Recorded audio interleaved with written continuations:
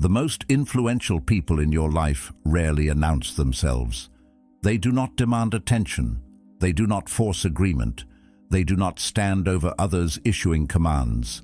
And yet, opportunities seem to move toward them. Resistance seems to dissolve around them. Conversations drift in the direction they prefer, and decisions somehow arrive where they wanted them to go. Most people assume this happens because of charisma, confidence, or luck, but something far more subtle is at work. The strongest influence is often invisible because the moment people feel controlled, they begin to resist. The moment they feel free, they lower their guard. The Stoics understood a truth about human nature that remains just as relevant today as it was 2,000 years ago. Human beings value their sense of freedom almost above everything else. People can endure uncertainty, discomfort, and even hardship, but they struggle to tolerate the feeling that someone else is steering their choices. This is why direct pressure so often fails. It collides with pride, identity, and the desire for autonomy. Yet when an idea feels self-discovered, when a decision feels like it emerged from one's own reasoning, resistance quietly fades. What appears to be independence is not always independence. Sometimes it is influence wearing a different mask. The uncomfortable reality is that many of the decisions people defend most passionately may have been shaped long before they became aware of them. A suggestion becomes a belief becomes a decision becomes a direction for an entire life, and somewhere along the way, the illusion of complete independence remains untouched. Understanding this does not make a person cynical, it makes them aware, and awareness, as the Stoics repeatedly reminded us, is where freedom begins.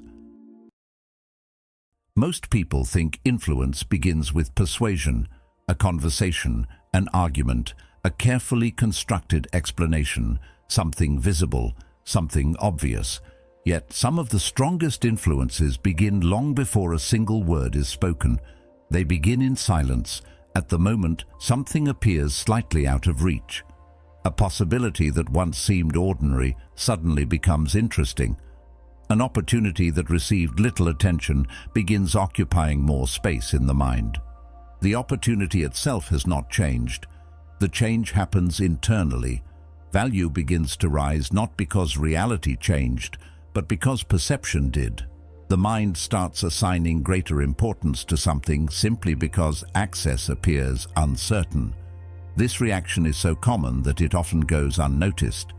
People assume they are responding to genuine desire when they may actually be responding to perceived scarcity. The distinction matters because it reveals something important about human nature. People often believe they are pursuing things because of what those things are. More often they are pursuing them because of what those things represent. This tendency appears everywhere. A book ignored for months suddenly becomes fascinating when it goes out of print. An opportunity becomes attractive the moment competition increases. Even relationships can seem more valuable when availability changes. The mind reacts quickly to limitation. Something previously overlooked begins to feel significant. Scarcity transforms perception, not through force, not through commands, through meaning. The moment people believe access is narrowing, focus sharpens, attention gathers, energy concentrates, and the more attention something receives, the more valuable it appears. The Stoics recognized this long before modern psychology gave it a name. They understood that the mind easily becomes attached to things it cannot fully control. They also understood that uncertainty often strengthens attachment rather than weakening it. Here the paradox appears. The very uncertainty that should encourage detachment often produces the opposite effect. The mind tightens its grip, attention narrows, desire grows stronger. What began as interest becomes preoccupation. The object starts representing something larger than itself: security, success, validation, fulfillment. At that point, the pursuit is no longer about the thing itself. It is about the meaning attached to it. A disciplined mind learns to notice this process. It learns to distinguish genuine value from reactive desire. That distinction is difficult because the mind is remarkably skilled at justifying its impulses. Once attention becomes concentrated on something, reasons quickly follow. The desire feels rational, the pursuit feels necessary. People often assume reason came first. More often, emotion arrived first, and reason followed behind, quietly constructing a defense. This does not mean people are irrational. It means perception exerts enormous influence over judgment. What feels urgent can easily be mistaken for what is important. The Stoics repeatedly encouraged the examination of impressions for precisely this reason. They understood that the first reaction is not always the most trustworthy one. Between stimulus and response lies an opportunity for awareness, and within that awareness lies freedom. This becomes even more interesting when attention shifts from desire to relationships. Restriction alone cannot explain why some people gain influence while others fail. Another force operates beneath the surface. Most people attempt to earn appreciation by constantly giving. They offer attention, validation, advice, support, and favors in the hope that connection will follow. Sometimes it does, often it does not. Human beings place greater value on what they invest in than on what they simply receive. The Stoics understood that attachment grows through participation. We value what contains our effort. We protect what contains our time. As Seneca observed, wherever there is a human being, there is an opportunity for kindness. The deeper principle behind that observation is not simply generosity, but involvement. We become connected to what we willingly contribute to. We become emotionally invested in what carries a piece of ourselves. We become emotionally connected to what carries a piece of ourselves. This creates a subtle reversal. Instead of asking how to make people appreciate you, a more useful question emerges. What causes people to become invested in their own perception of you? Once effort enters the equation, something changes. The individual who contributes begins caring more deeply about the outcome. The mind seeks consistency. It wants actions and beliefs to align. When someone invests energy into a relationship, a project, or an idea, they naturally begin adjusting their perception to justify that investment. This explains why attachment often develops gradually rather than suddenly. A conversation, a shared challenge, a thoughtful gesture, a small contribution. None of these moments appear significant on their own. Together they create something powerful. Every investment adds another thread. Eventually those threads become difficult to separate. The relationship feels stronger because it contains evidence of participation. The same principle applies to ideas. Once people invest effort into understanding a perspective, they become more connected to it. And once investment becomes personal, another force emerges: ownership. Few things are defended more fiercely than a conclusion someone believes they reached independently. Direct advice invites evaluation. Direct instruction invites resistance. Observations work differently. They invite reflection. They leave space for discovery. The Stoics understood that truths discovered internally possess greater strength than truths imposed externally. The mind enjoys ownership. It enjoys arriving at conclusions through its own reasoning.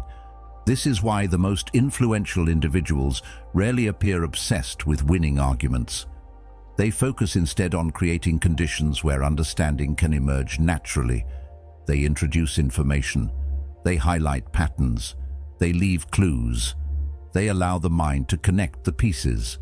The final conclusion feels self-generated, and because it feels self-generated, it feels true. The person experiences empowerment rather than persuasion. That difference is profound.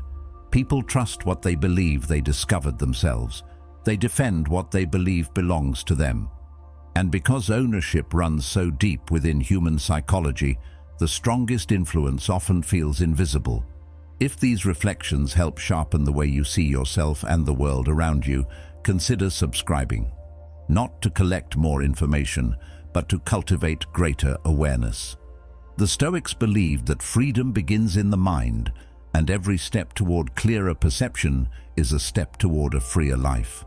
The simple act of subscribing can be a reminder that growth is not a destination, but an ongoing practice of paying closer attention to yourself, your thoughts, and the forces shaping them every day.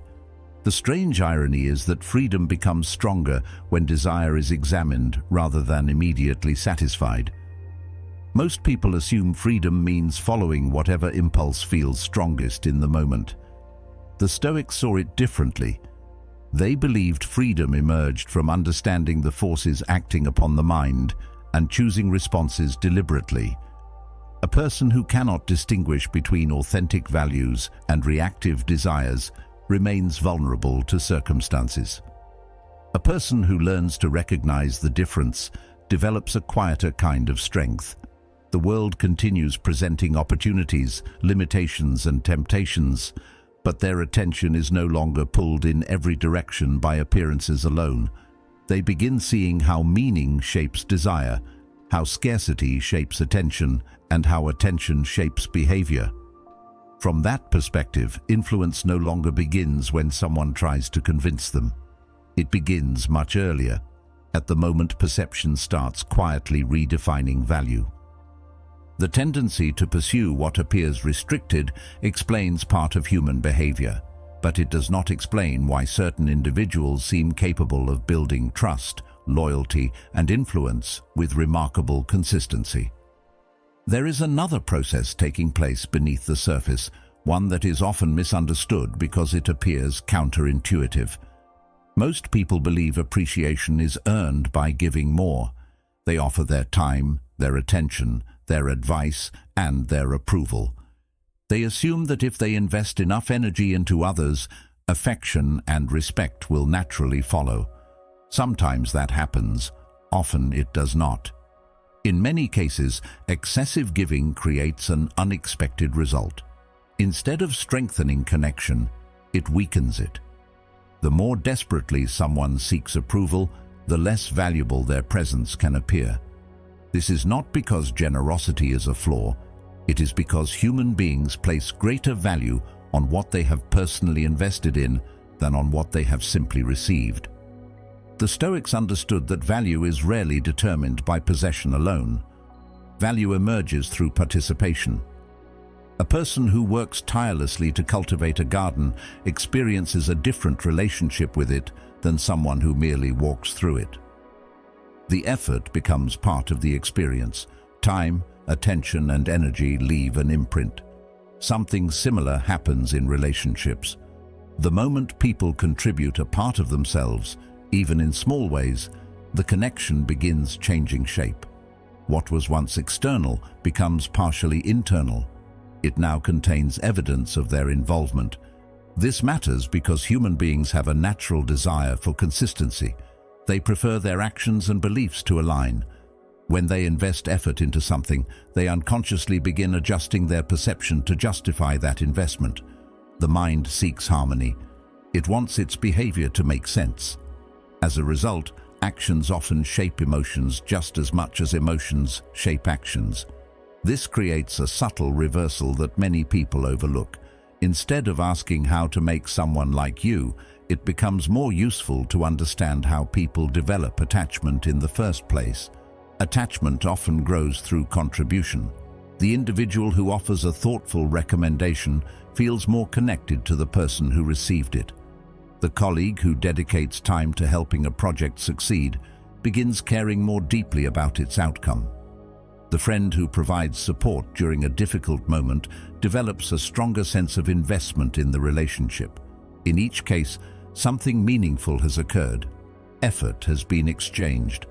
As Aristotle observed, men have a special affection for what they have produced. The insight extends far beyond physical creation. Once effort enters the equation, indifference becomes more difficult to maintain.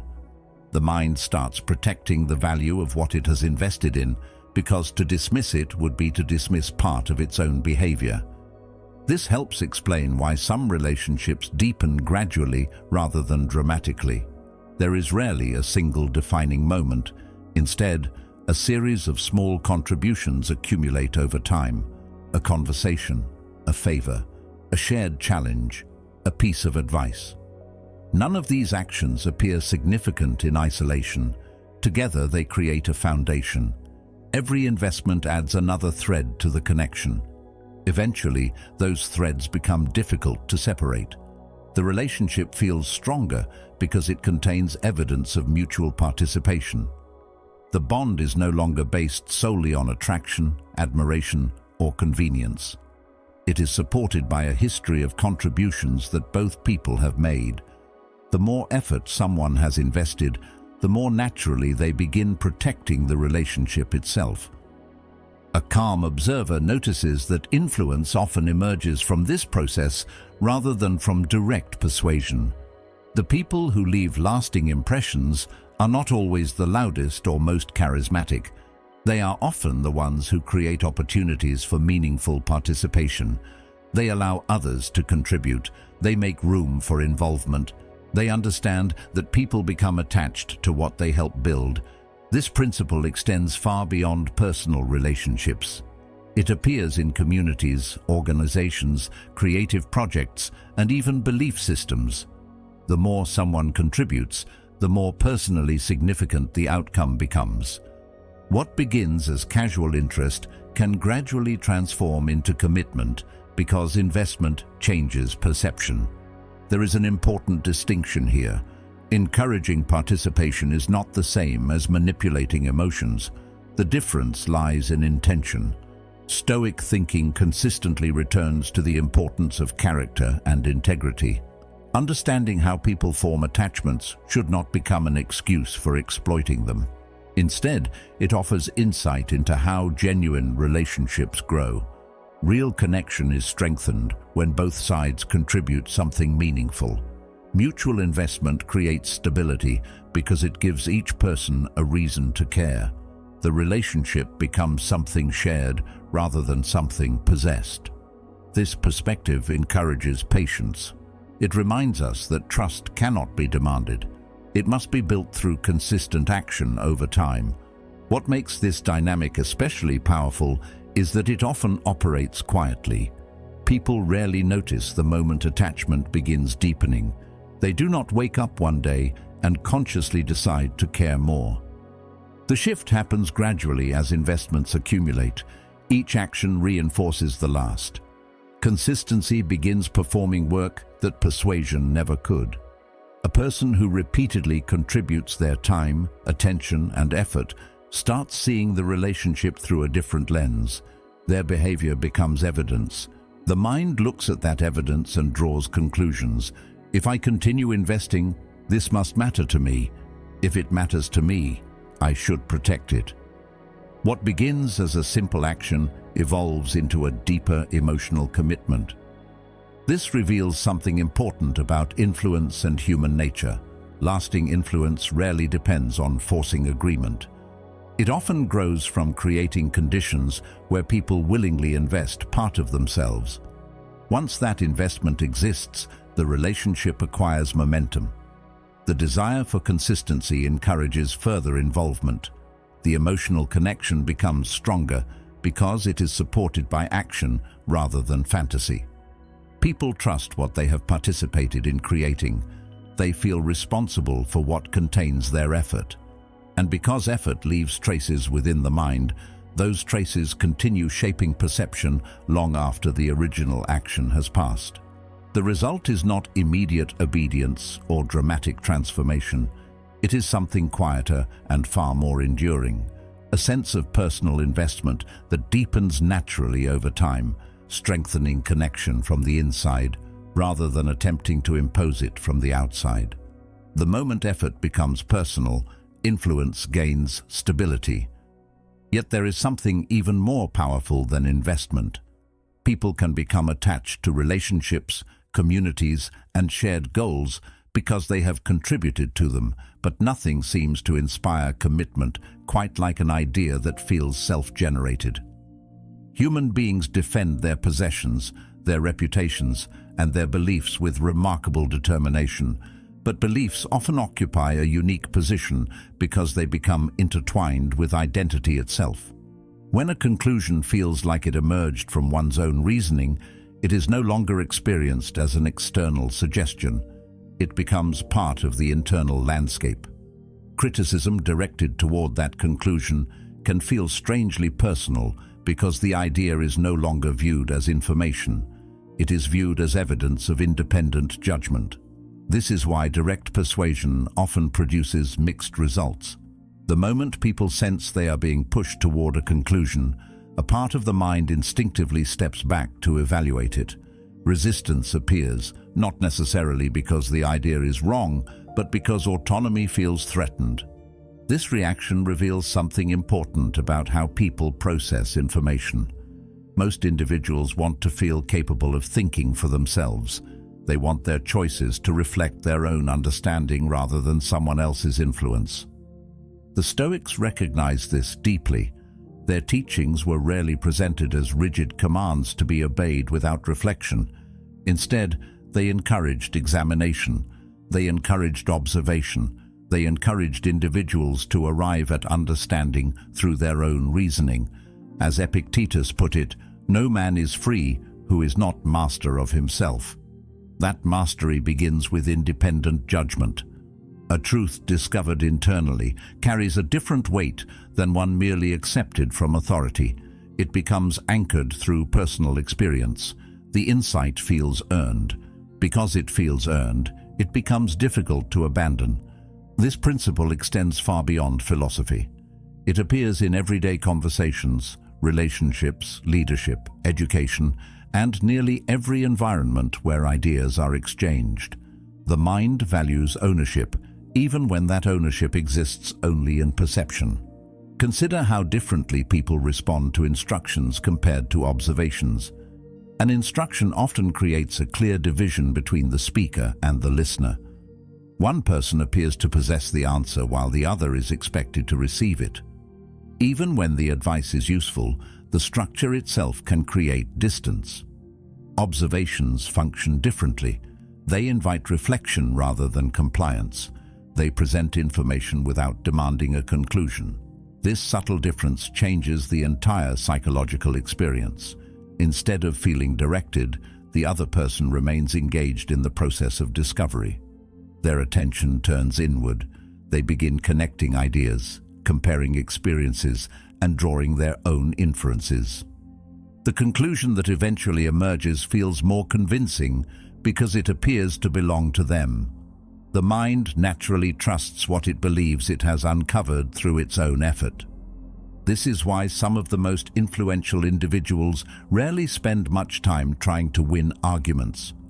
They understand that victory in an argument does not necessarily create lasting conviction. A person may verbally agree while remaining internally unconvinced. The deeper objective is not agreement, it is understanding. And understanding grows most effectively when people participate in creating it. Rather than forcing conclusions, influential individuals often focus on shaping conditions. They introduce relevant information. They offer perspectives. They highlight patterns that might otherwise go unnoticed. Then they allow the process to unfold naturally. What appears passive from the outside is often highly intentional. Instead of controlling conclusions directly, they create environments where certain conclusions become easier to reach than others. The effectiveness of this approach comes from the way the human mind organizes information. People are natural pattern seekers. Faced with scattered observations, they instinctively search for coherence. They look for connections between events, ideas, and experiences. Once enough pieces are present, the mind begins constructing a larger picture. Importantly, that picture feels self-generated because the final step occurred internally. The individual experiences the conclusion as a product of personal reasoning rather than external influence. This creates a sense of confidence that direct persuasion rarely achieves. Confidence grows not because the conclusion is necessarily correct, but because the person feels responsible for arriving at it. Ownership transforms belief into something more durable. There is a practical lesson hidden within this process. Many people spend enormous amounts of energy attempting to convince others by increasing pressure. They repeat arguments, strengthen claims, and become increasingly forceful. Yet greater pressure often produces greater resistance. The Stoics repeatedly emphasized that control over other minds is limited. What remains within reach is the ability to present ideas with clarity and integrity. Beyond that point, understanding must develop internally. This perspective encourages patience. It shifts attention away from forcing outcomes and toward creating conditions that support reflection. The goal becomes less about immediate agreement and more about planting ideas that can grow through independent thought. This requires restraint, which is often more difficult than persuasion itself. There is a natural temptation to explain everything, defend every position, and eliminate every uncertainty. Yet people rarely learn most deeply when every answer is provided. Growth frequently occurs during the process of connecting ideas independently. Space becomes valuable. Silence becomes valuable. Reflection becomes valuable. The person who understands this does not rush to fill every gap. They recognize that some conclusions become stronger precisely because they were not handed over fully formed. Instead, they emerged gradually through personal discovery. The result is a form of influence that feels almost invisible. No confrontation is necessary. No obvious persuasion takes place. The individual experiences empowerment rather than pressure because the conclusion appears to originate from within. That feeling matters. People protect insights they believe they earned. They remain committed to ideas that reflect their own reasoning. And because the mind values ownership so deeply, the strongest influence is often not the force that pushes someone toward a belief. It is the quiet presence that allows them to arrive there themselves, carrying with them the confidence that the journey belonged entirely to them. As ideas become more personally meaningful, another pattern begins to reveal itself. People resist pressure when they can see it clearly, but they also resist displays of obvious superiority. This creates a strange paradox. Many assume influence comes from appearing powerful, knowledgeable, or exceptional. They believe competence must be displayed to be recognized. They believe strength must be visible to be respected. Yet human beings are remarkably sensitive to status. The moment someone appears to place themselves above others, subtle reactions begin emerging beneath the surface. Comparison appears. Defensiveness appears. Insecurity sometimes appears. Even when the display of competence is entirely justified, it can create distance. The focus shifts away from the idea being communicated and toward the person communicating it. Instead of engaging with the message, people begin reacting to the perceived status difference. The conversation changes without anyone noticing. What could have become cooperation quietly transforms into evaluation. The Stoics were deeply aware of this tendency. Their teachings repeatedly emphasized humility, not because achievement lacked value, but because attachment to recognition often distracts from what truly matters. Vanity places the self at the center of attention. It encourages people to perform competence rather than apply it. The more energy someone spends proving their value, the less energy remains available for creating value. This observation becomes especially important when examining how trust develops. People are naturally drawn toward those who appear secure in themselves. Not those who constantly announce their strengths, but those who seem comfortable without needing constant validation. Quiet confidence produces a different effect than visible self-promotion. It feels stable, it feels grounded. Most importantly, it feels non-threatening. History repeatedly offers examples of this principle in action. Some of the most influential individuals were initially underestimated. Their strength was not hidden because they lacked ability. It was hidden because they understood the advantage of patience. While others competed for attention, they focused on preparation. While others rushed to demonstrate capability, they concentrated on developing it. As Marcus Aurelius reminded himself, waste no more time arguing what a good man should be. Be one. The same principle applies here. People expected influence to arrive loudly. They expected authority to seek recognition. When neither occurred, they lowered their guard. The individual who appeared modest was often granted access, trust, and opportunity that would have been denied to someone openly displaying ambition. By the time others recognized what was happening, foundations had already been established. Progress had already been made. There is something psychologically interesting about this dynamic. Human beings tend to respond more positively to those who make them feel comfortable than to those who make them feel inferior. Obvious displays of superiority can unintentionally trigger comparison. The mind begins measuring itself against the person standing before it. Attention shifts inward. Instead of listening, people start evaluating their own position. This creates friction, not always openly. Often it remains hidden beneath the surface. A person may admire competence while simultaneously feeling uncomfortable around it. They may acknowledge expertise while resisting its influence. This is one reason visible strength does not always produce the results people expect. Strength can attract attention, but attention alone is not the same as trust. The truly capable individual often understands something that others miss. Competence does not disappear when it is not displayed. Knowledge does not become weaker because it remains quiet. Skill does not require constant announcement to remain effective. In many situations, restraint creates more opportunities than self-promotion ever could. This requires discipline because the desire for recognition is deeply human. Most people want their efforts acknowledged. They want their abilities seen and appreciated. The challenge is learning when visibility serves a purpose and when it merely satisfies the ego.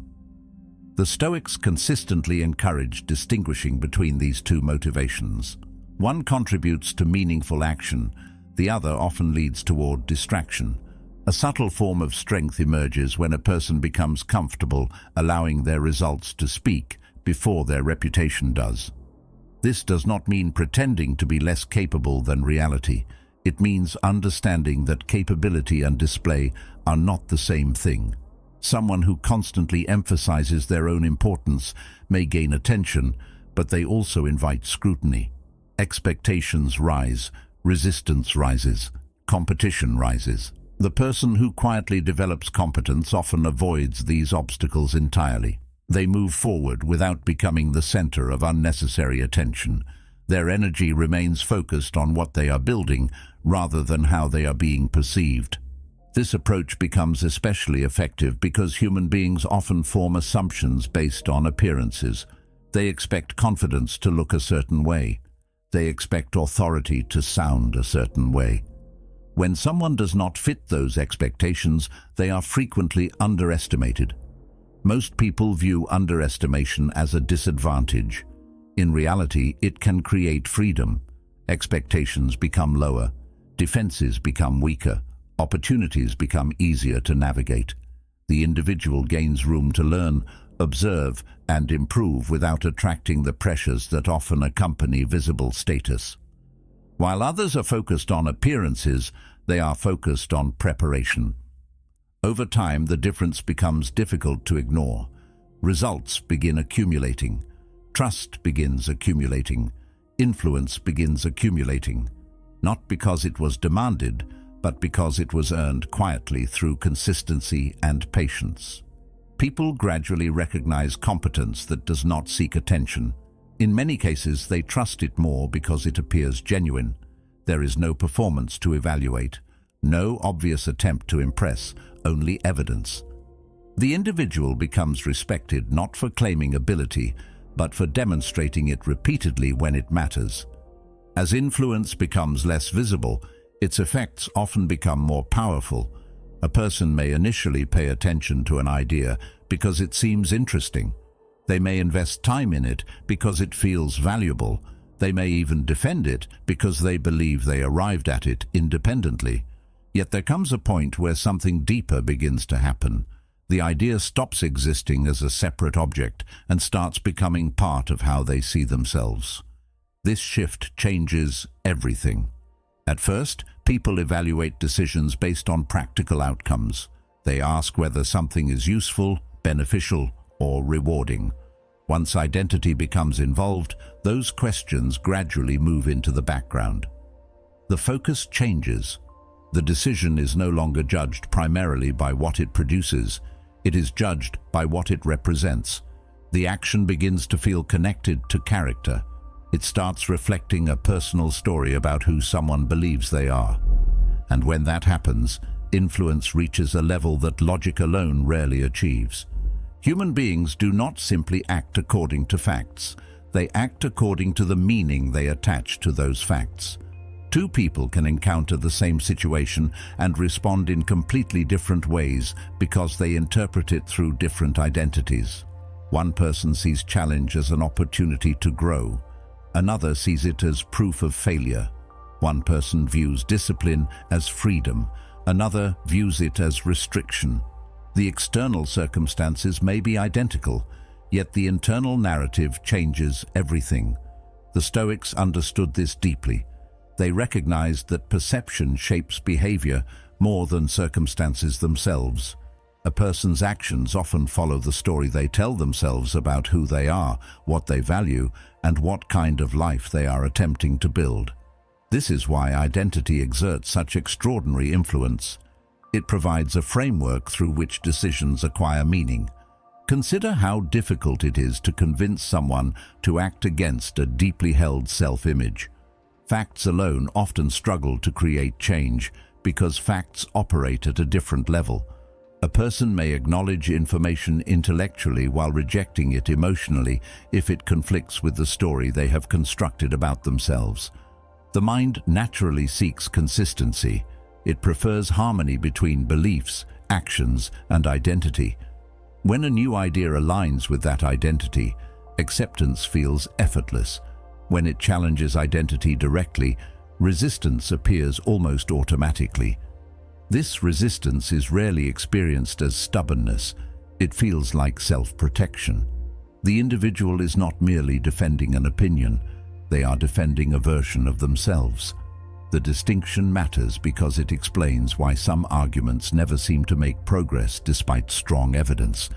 This tendency can be observed in countless areas of life. A person who views themselves as independent may embrace a difficult path simply because it reinforces that identity. Someone who sees themselves as resilient may persist through hardship that would discourage others. Another who identifies strongly with being knowledgeable may resist information that threatens their sense of competence. In each case, behavior follows perception. The action itself becomes secondary. What matters most is maintaining consistency with the internal story. Once identity enters the equation, decisions become emotionally charged in ways that are often difficult to recognize. People begin protecting narratives with greater intensity than they protect facts because narratives provide structure. They help answer a fundamental question about who they are. The Stoics approached this principle in a particularly thoughtful way. Rather than focusing on controlling behavior directly, they emphasized developing character. Their reasoning was simple. Actions become more stable when they emerge from identity rather than external pressure. A person who values wisdom naturally seeks understanding. A person who values self-control naturally becomes more disciplined. The behavior is supported by something deeper than temporary motivation. It reflects an internal standard. This creates consistency because the individual is no longer relying entirely on circumstances to determine their actions. They are guided by a sense of who they aspire to become. There is also a caution hidden within this understanding. Because identity is so powerful, it can be shaped intentionally or unintentionally by the environments people inhabit. Repeated messages, social expectations, and cultural narratives gradually influence how individuals see themselves. Over time, these influences become internalized. They stop feeling external and begin feeling personal. A belief repeated often enough can become part of identity without ever being consciously examined. This is one reason self-awareness remains so important. The ability to question inherited assumptions protects against adopting identities that do not genuinely reflect one's values. Without reflection, it becomes easy to mistake conditioning for authenticity. The deeper lesson is not that identity should be manipulated. It is that identity should be understood. People rarely defend facts with the same energy they defend their sense of self. They will reconsider information, revise opinions, and update conclusions. Identity operates differently. It sits closer to the center of experience. When actions become connected to pride, wisdom, integrity, independence, or character, they acquire emotional weight that facts alone cannot provide. The individual no longer feels pushed toward a decision. They feel drawn toward consistency. And because consistency feels natural, the influence shaping that decision often becomes invisible. What remains visible is only the conviction itself, experienced not as persuasion, but as an expression of who they believe they are. This process unfolds so quietly that it rarely attracts attention. A statement heard once may be dismissed. Heard 10 times, it becomes familiar. Heard 100 times, it begins feeling self-evident. The mind has a natural tendency to trust what it encounters repeatedly. Familiarity creates comfort, and comfort is frequently mistaken for truth. This does not happen because people lack intelligence. It happens because the human mind is designed to conserve energy. Constantly questioning every impression would be exhausting. As a result, repeated ideas often pass through mental defenses more easily than unfamiliar ones. Over time, they settle into the background of thought. They become assumptions rather than arguments. The shift is subtle. The individual no longer experiences the idea as something encountered externally. It starts feeling like part of their own perspective. Modern life makes this challenge even more significant. Every day people encounter thousands of messages competing for attention. Some are obvious, many are not. News headlines, social media feeds, entertainment, advertising, workplace culture, social expectations, and algorithmic recommendations all contribute to an environment that constantly suggests what should matter, what should be feared, what should be desired, and what should be ignored. None of these influences operate in isolation. Together they create patterns. Those patterns gradually shape perception. The process is rarely dramatic enough to notice in a single moment. It becomes visible only over time. Looking back, a person may discover that certain opinions, ambitions, and assumptions appeared so gradually that they never seemed to arrive at all.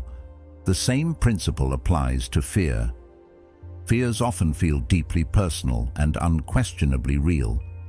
Yet many fears gain strength through repetition and reinforcement.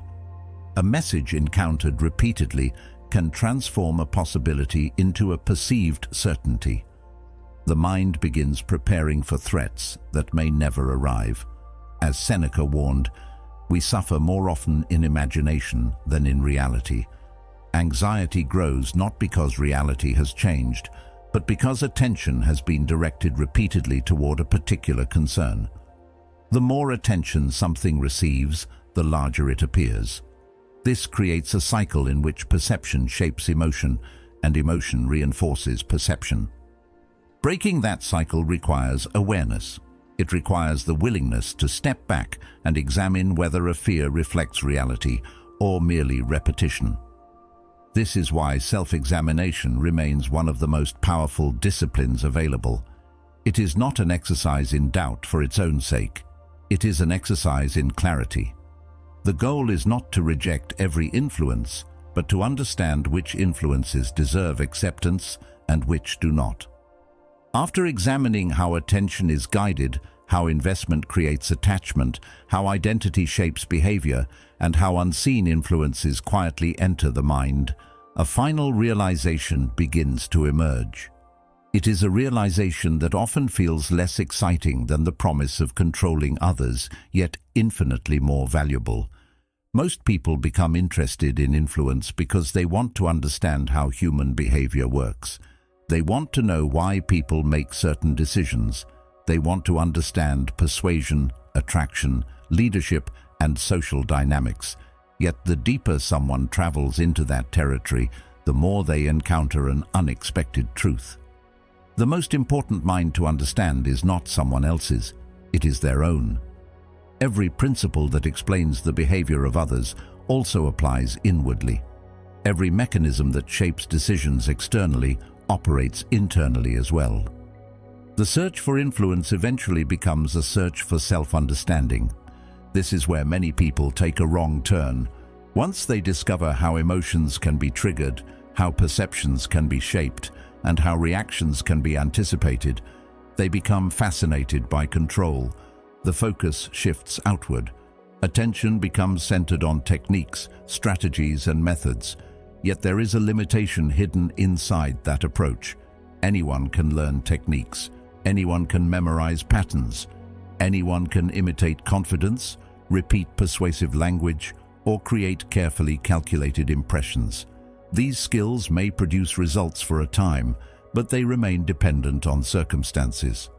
The individual is still reacting to the environment even while attempting to shape it. Their attention remains trapped by external outcomes. They may appear powerful on the surface while remaining vulnerable beneath it. The Stoics viewed this as a fragile form of strength because it depends too heavily on things that can never be fully controlled. A different kind of strength emerges when attention turns inward. Instead of asking how to influence others, a person begins asking how to avoid being governed by every impulse, every emotion, and every external pressure that crosses their path. This question changes everything. The objective is no longer domination, it becomes clarity. The goal is no longer controlling reactions in other people, it becomes understanding reactions within oneself. This shift may seem subtle, but its consequences are profound. A person who cannot govern their own emotions remains vulnerable regardless of how much influence they possess over others. Anger can control them, fear can control them, pride can control them, approval can control them. Their behavior still depends on forces operating outside conscious awareness. They remain moved by currents they do not fully understand. Over time, this practice creates a different relationship with the world. The person still participates fully in life. They still engage in conversations, relationships, ambitions, and responsibilities. Nothing external necessarily changes. What changes is the level of consciousness brought to those experiences. They become less likely to chase every desire simply because it appears attractive, less likely to fear every possibility simply because it appears threatening, less likely to adopt every opinion simply because it appears popular. Their decisions become more intentional because they are no longer being carried entirely by the momentum of external influences. The ability to pause, examine, and choose becomes a source of stability. This is why genuine understanding often produces humility rather than arrogance. The more a person learns about human psychology, the more clearly they see their own vulnerabilities. They recognize how easily perception can be shaped. They recognize how often emotions attempt to present themselves as facts. They recognize how frequently external pressures compete for attention. This awareness does not create cynicism. It creates caution. It encourages patience. Most importantly, it encourages responsibility. The focus shifts away from changing everyone else and toward maintaining clarity within oneself. The final reversal is therefore much simpler than it first appears. True influence does not begin with controlling others. It begins with refusing to be controlled unnecessarily. It begins with recognizing persuasion without becoming captive to it. It begins with understanding desire without automatically obeying it. It begins with observing fear without surrendering to it. The individual who develops this capacity occupies a unique position. They can participate in the world without being completely absorbed by it. They can understand influence without becoming enslaved by it. While others are pulled from one reaction to the next, they remain anchored in awareness. And in a world filled with forces competing constantly for attention, that quiet clarity may be the most powerful form of influence that exists. The greatest victory is not persuading another mind, it is refusing to surrender your own. In a world filled with noise, pressure, and endless attempts to shape how you think, the ability to remain clear, deliberate, and grounded is a rare form of freedom. That is the path the Stoics pointed toward, not control over others, but mastery over yourself. If this reflection resonated, take a moment to continue the journey by watching one of the suggested videos on the screen. Each one explores another timeless lesson in human nature, self-mastery, and inner strength. Thank you for being part of Stoic Journal. Until next time, guard your mind, strengthen your character, and remember, the person who governs themselves will always be more powerful than the person who seeks to govern everyone else.